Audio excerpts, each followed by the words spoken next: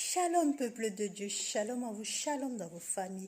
Nous sommes encore rassemblés aujourd'hui au nom puissant de Jésus-Christ de Nazareth pour partager la parole, pour nous édifier, pour nous soutenir mutuellement. Amen. Donc sans plus tarder, je vais remettre ces instants dans les mains de notre Seigneur Jésus-Christ. Mais avant cela, j'aimerais aussi remercier toutes les personnes qui regardent ces vidéos, toutes les personnes qui sont présentes, toutes les personnes qui font des témoignages assez poignardants, toutes les personnes qui like, qui laissent des commentaires, même si c'est des choses à revoir. Je vous remercie infiniment. Que le Seigneur vous bénisse et vous comble au-delà de vos attentes. Alléluia. Inclinons la tête un court instant. Père éternel, Dieu de gloire, Dieu de miséricorde, nous te remercions, nous te magnifions pour ta bonté, ta grande magnanimité, ta présence parmi nous. Oui, Père, ce matin, tu nous as encore donné rendez-vous pour nous édifier, pour nous transformer, pour faire quelque chose en nous. Père, nous remettons cet instant entre tes mains. Nous faisons taire tout esprit de distraction en ce moment et nous déclarons que toi seul es maître de nous, toi seul es maître de tout ce que nous allons faire en cet instant. Père, viens toi-même nous enseigner, viens prendre le contrôle de ma bouche et viens prendre le contrôle de cette séance, de ce partage, afin que ta puissance puisse régner, ta parole puisse transformer nos vies et faire quelque chose de nouveau en nous. Amen. Gloire, louange, honneur à toi. Donc, bien-aimés, nous allons continuer sur la série Blessés mais pas condamnés. Alléluia.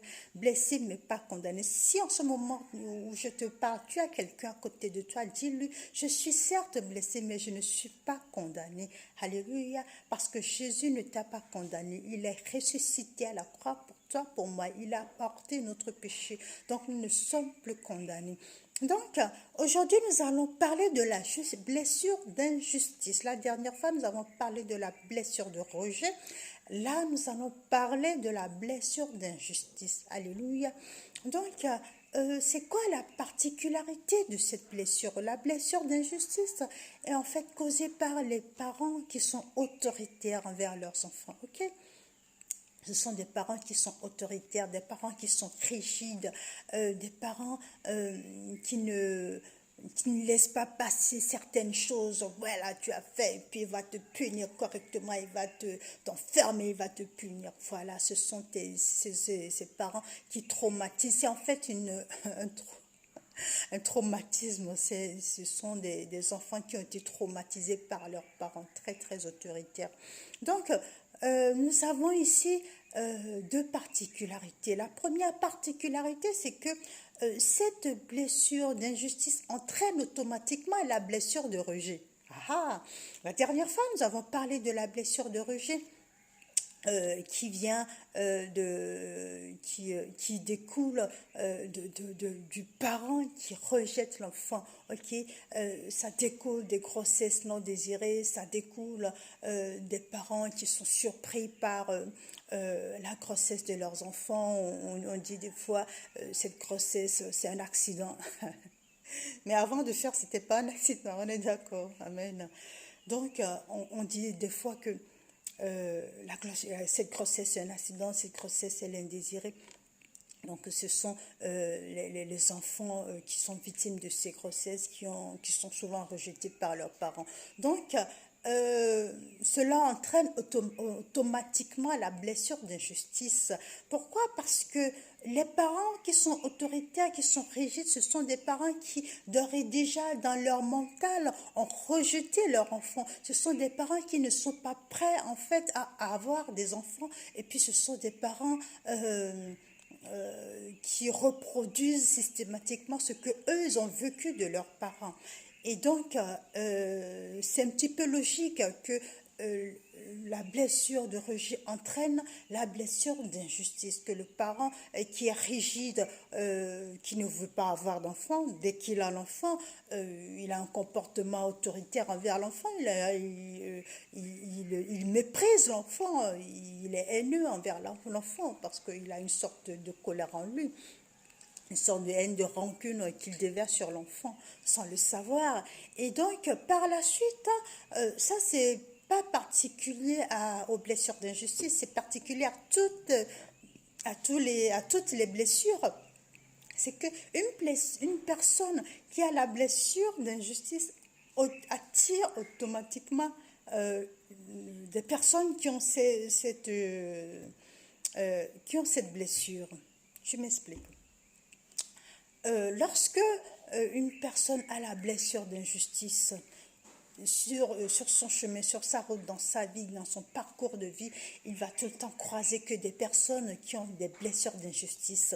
Il va connaître l'injustice sur l'injustice. Lui-même, il va connaître, il va commettre. Lui, il va commettre l'injustice et par la suite, il va aussi être victime de l'injustice. C'est pareil pour cette personne qui a la blessure de rejet. Il va tout le temps rejeter et il va attirer que des personnes qui vont le rejeter. Donc, il va être l'auteur du rejet et il va aussi être la victime. Donc là, nous sommes dans les blessures d'injustice, c'est pareil. Aujourd'hui, nous allons étudier un cas particulier, ce sera le cas de Jacob. Jacob, c'est en fait le fils de Rebecca dans la Bible, vous allez le trouver dans Genèse 27, versets 1 à 40. Genèse 27, versets 1 à 40. Donc, la particularité de Jacob, ce n'est pas en tant que tel des parents rigides, mais en fait, Jacob a connu l'injustice et Jacob a commis lui-même l'injustice. Je rectifie. Jacob lui-même a commis l'injustice dans sa propre famille et par la suite, il a connu à l'extérieur de la famille, à l'extérieur du cocon familial. Donc, ce qui veut dire qu'il a été l'auteur et par la suite, il a été la victime. Donc, ça l'a poursuivi. C'est ce que je disais tout à l'heure. C'est pour ça que j'ai pris l'exemple de Jacob. Jacob, en fait, il avait un frère jumeau, Ésaü.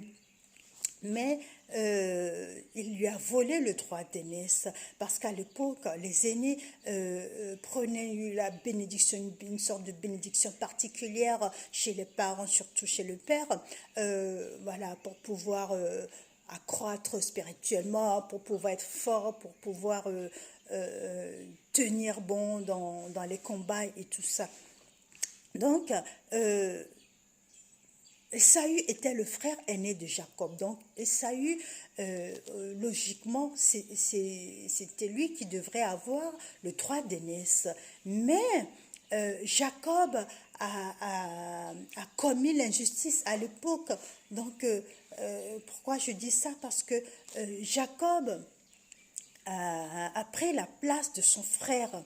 Jacob a pris la place de son frère et le père ne s'est pas rendu compte parce que Jacob a usé de ruse pour pouvoir avoir cette place et cette bénédiction. Donc, il a reçu la bénédiction. Mais la conséquence après, c'est que Jacob était persécuté par son frère Ésaü, ce qui est tout à fait logique parce que lui, du coup, il revendiquait son droit d'aînesse. Donc, Dieu est formidable. Jacob, il s'est enfui. Qu'est-ce qu'il a fait? Il s'est réfugié chez son oncle Laban. Laban, c'est en fait le pire des mafieux. Parce que Jacob, ce qu'il a fait à son frère, c'est qu'il a commis l'injustice envers son frère, c'est un petit peu un délit. Mais Laban, il a commis encore pire. Pourquoi je dis ça? Parce que quand il est arrivé chez Laban, il voudrait se marier. Il avait vu Rachel qui lui plaisait. Ok? Donc Laban lui avait demandé de faire un travail de 7 ans pour pouvoir compenser la dette envers lui. C'est un petit peu comme la dot pour la femme, pour Rachel.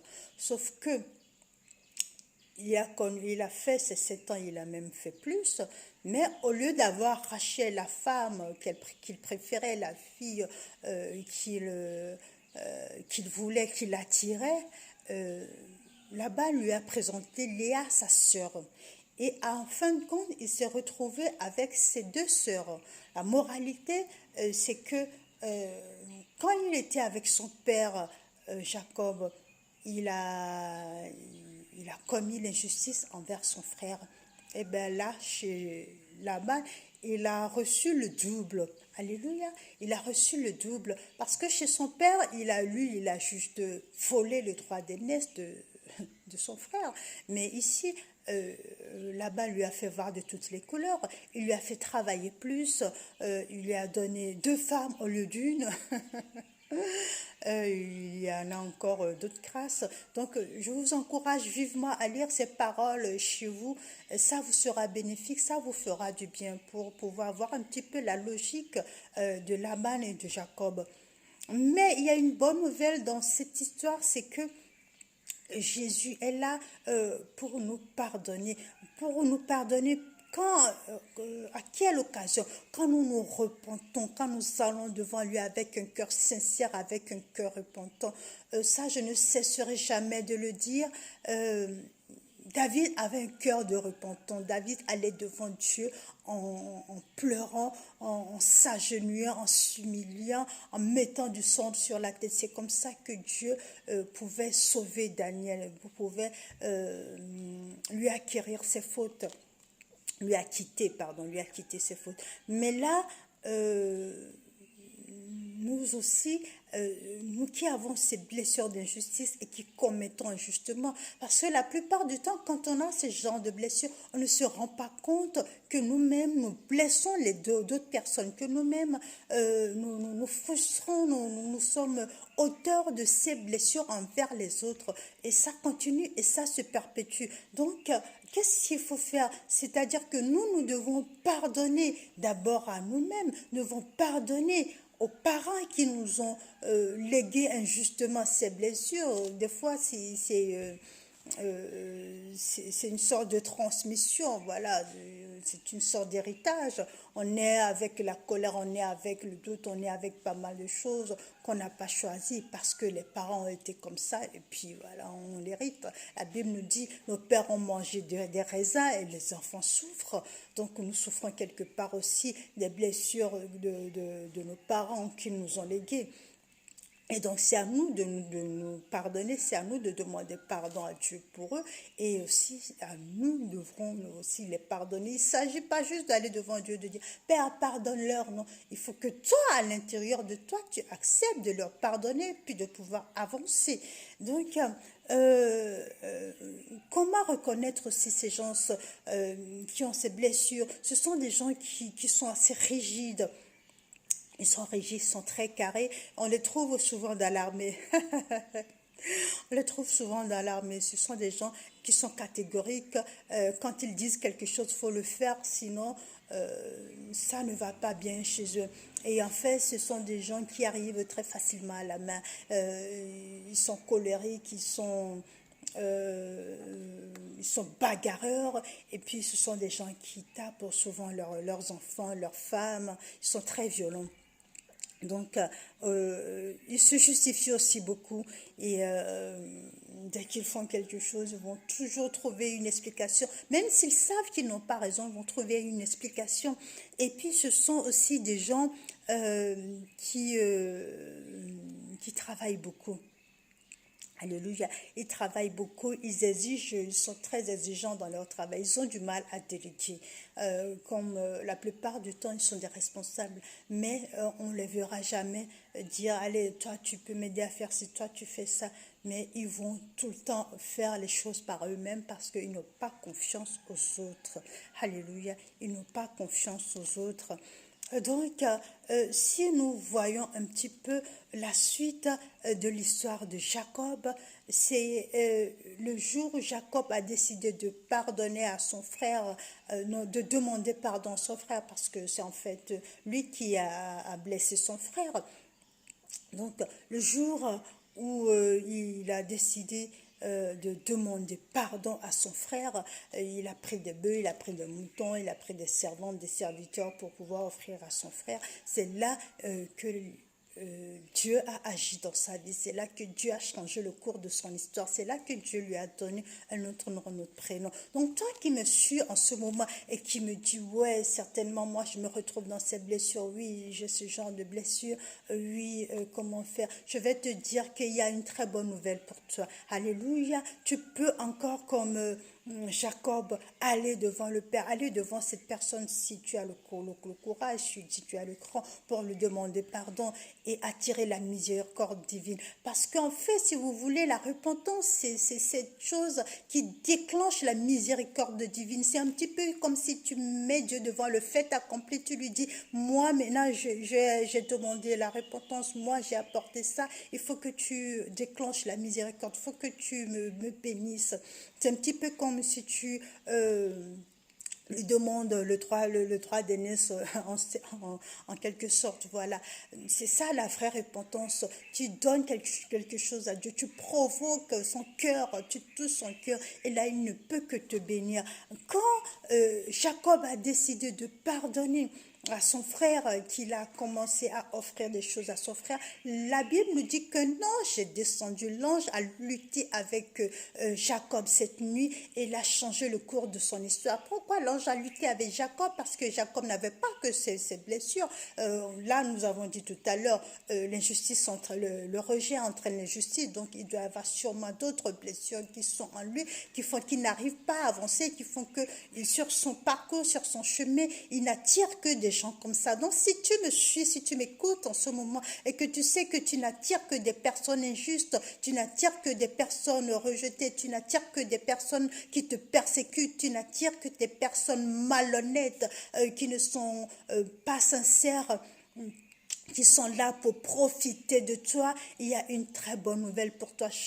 Sache que là, Dieu veut changer le cours de ton histoire, mais il faut que tu lui donnes ton cœur, il faut que tu lui donnes quelque chose afin de déclencher cette miséricorde. Jacob a lutté avec l'ange, et qu'est-ce qui s'est passé à la fin? L'ange lui a donné un trône. Alléluia. Je veux dire à quelqu'un ce matin que Dieu veut changer ton histoire, Dieu veut changer ton nom. Alléluia. Je veux te donner une nouvelle identité. Tu n'es plus la délaissée, tu n'es plus cette personne blessée, tu n'es plus cette personne qui attire des ennuis. Mais à partir d'aujourd'hui, je viens t'annoncer que Dieu veut te donner une lumière supplémentaire. Dieu veut te faire briller, Dieu veut t'élever. Alléluia. Jacob a eu le nom d'Israël. Israël, c'est quoi? C'est Dieu avec nous. C'est quand Dieu nous rencontre, c'est la rencontre avec Dieu. Alléluia. Aujourd'hui, tu vas prier, tu ne seras plus dans le noir. Alléluia. Ferme les yeux, court restant, nous allons prier.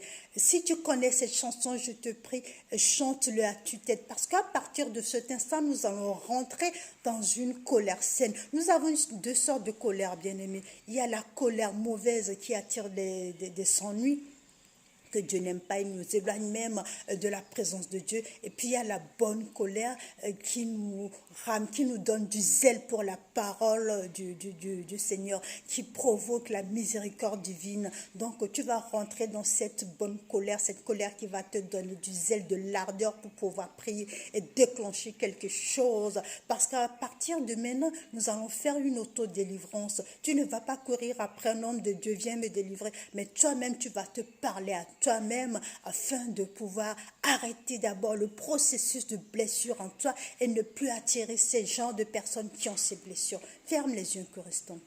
Alléluia. Chante cette chanson avec moi. Si tu ne connais pas, écoute, mais sois concentré. Je te donne mon cœur.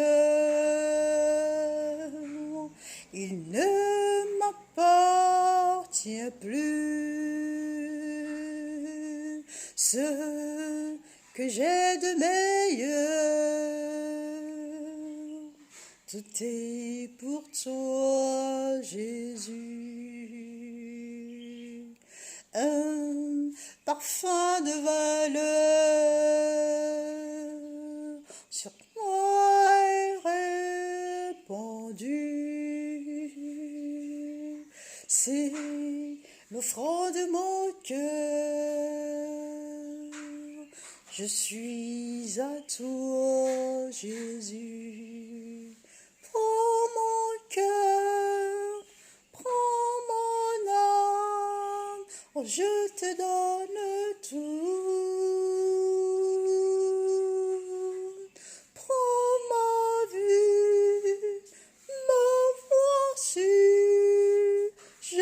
te donne tout. Mon cœur est à toi, tout à toi. Mon cœur est à toi, mon cœur est à toi, tout à toi. Donc nous avons dit la dernière fois le verset, le thème qui précise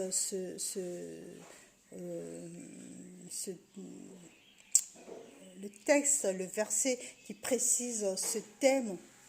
C'est le verset de Ézéchiel 36, verset 36. Je t'aurai votre cœur de pierre, je vous donnerai un cœur de chair. Donc à partir de cet instant précis, tu vas rentrer dans une colère saine et tu vas demander au Saint-Esprit de venir changer ton cœur de pierre en cœur de chair. Rafura mayamba sisa vano mayomba nichiava rara namachete kisamba kunda o treme rifaya meshiza zomano tentukanto o prafura mayomba tiama seva kumrara. Répète après moi, Père, encore plus fort que ça, Père, je viens à toi ce matin. Oh Père, je te remercie pour cette parole, parce que Père, ta parole ne revient jamais à toi sans faire d'effet. Oui, Père, je suis conscient que cette parole est en train de panser mes blessures en ce moment. Oh Père, je viens devant toi avec un cœur sincère. Père, je viens me rependre. Je viens me rependre. Oh oui, Père, je suis conscient que, étant blessé moi-même, j'ai dû blesser plusieurs de personnes. Père, je hurle à toi. À partir de cet instant, je veux, par ta puissance, arrêter ce processus. Je ne veux plus qu'il y ait de transfert des grands-parents à moi. Je ne veux plus qu'il y ait de transfert d'héritage des parents, des grands-parents, des arrière-grands-parents à moi. Et je ne veux plus moi-même transmettre ces blessures à mes enfants, à mes descendants jusqu'à la 4e génération. Je ne veux plus non plus attirer des personnes qui ont ce genre de blessures.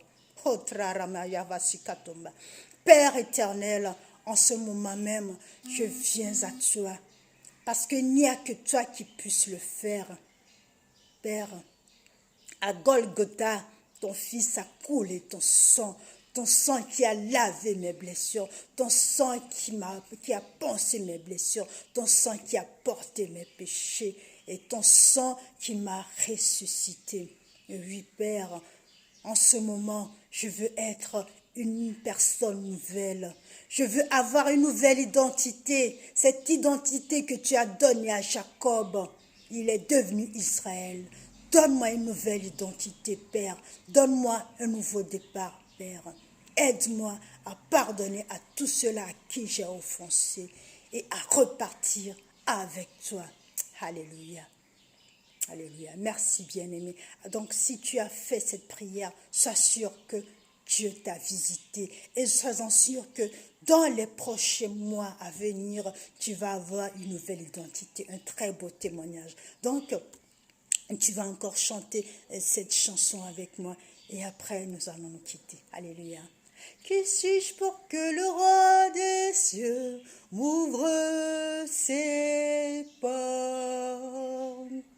Perdu mais racheté à la croix, son amour pour moi, son amour pour moi, il m'a libéré, ma dette est payée, je suis enfant de Dieu, je suis à lui. Et dans sa maison, oh, j'ai trouvé ma place. Je suis enfant de Dieu, je suis à lui. Déclare-le, je suis choisi et affranchi. En toi, je sais qui je suis. Tu es pour moi, pas contre moi. En toi, je sais qui je suis. Je suis choisi et affranchi. En toi, je sais qui je suis. Tu es pour moi, pas contre moi. En toi, je sais qui je suis. Oh, en toi, je sais qui je suis. Il m'a libéré, ma dette est payée. Je suis enfant de Dieu, je suis à lui. Et dans sa maison, j'ai trouvé ma place, je suis enfant de Dieu, je suis à lui. Si tu ne connais pas cette chanson, bien-aimée, je t'exhorte à aller sur YouTube, à le copier et tu peux le proclamer toute la journée. Je suis choisi, affranchi. En toi, je sais qui je suis. Tu es pour moi, pas contre moi. En toi, je sais qui je suis. Alléluia. Dieu t'a libéré, il t'a affranchi. N'aie plus peur. Avance dans la lumière. Amen. Demeure béni, bien-aimé. Et n'oublie pas, tu as un Dieu qui t'aime.